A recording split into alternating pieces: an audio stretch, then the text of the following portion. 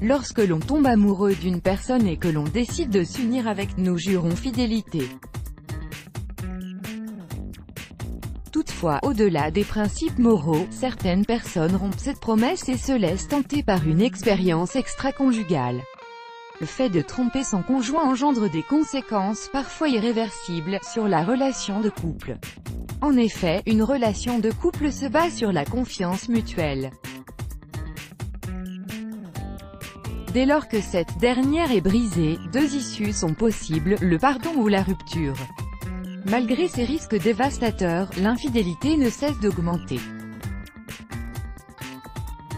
Alors découvrez le profil des personnes susceptibles de tromper leur conjoint. L'infidélité en France. L'Institut français d'opinion publique, IFOP, a réalisé un sondage concernant l'infidélité des femmes après avoir interrogé pas moins de 3406 Françaises, âgées de 18 ans et plus, en 2016. Ce sondage a été réalisé pour l'arrivée d'un nouveau site de rencontres sur le marché prospère et concurrentiel des sites de rencontres extra-conjugales. Les résultats ont montré que l'infidélité féminine connaît une nette augmentation, avec un tiers des femmes ayant déjà trompé leur partenaire au cours de leur vie.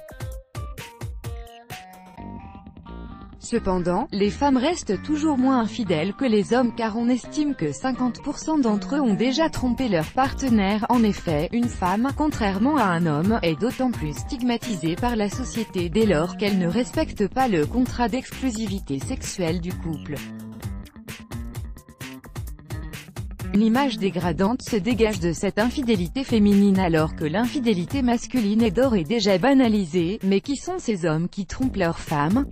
Une étude américaine a défini le profil des hommes susceptibles de tromper leur partenaire. Le profil des hommes infidèles. Selon une étude américaine, au premier abord, l'image que l'on se fait d'un homme infidèle correspond à quelqu'un de jeune, mince et très beau.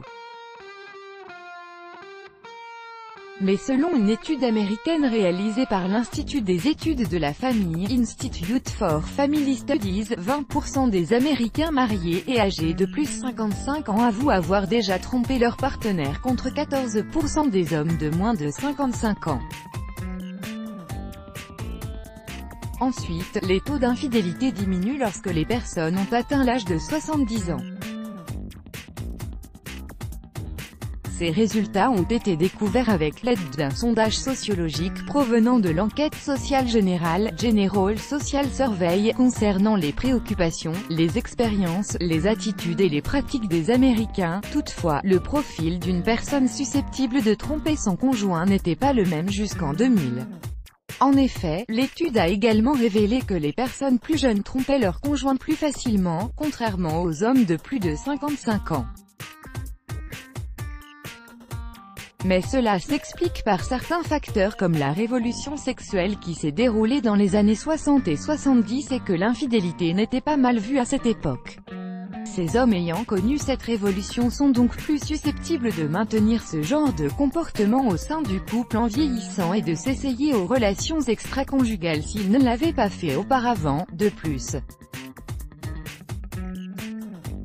le chercheur de l'étude, Nicholas H. Wolfinger, souligne que le Viagra est arrivé sur le marché il y a une vingtaine d'années, permettant aux hommes d'avoir plus de rapports sexuels au-delà de leurs dysfonctions érectiles.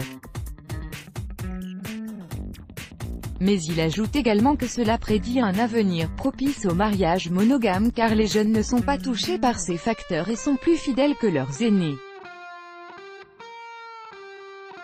Let's block ADS. Why?